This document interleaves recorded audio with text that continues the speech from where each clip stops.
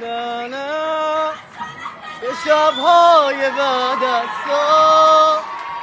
خب یه لحظه سکوت کنید، این دوستمون این جلو نشسته بخونه، چون خیلی دوست داره که خواننده بشه. فکر کنم بفرمایید.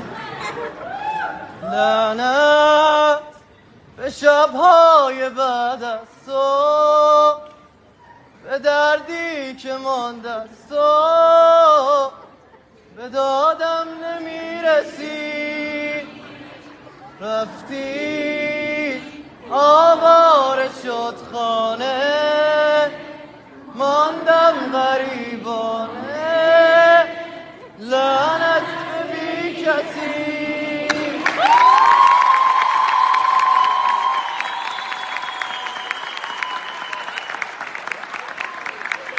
مرسی و امیدوارم که به زودی زود کنسرت خودتو تجربه کنید. یه بار دیگه براش یه دست خیلی زیبا بزنید. ولی همون همصدایی که باهات کردن احساس تجربه کردن یه کنسرت رو به نظر من داشتیم. آره و امیدوارم که در کنسرت خودت اینو تجربه کنید. مرسی.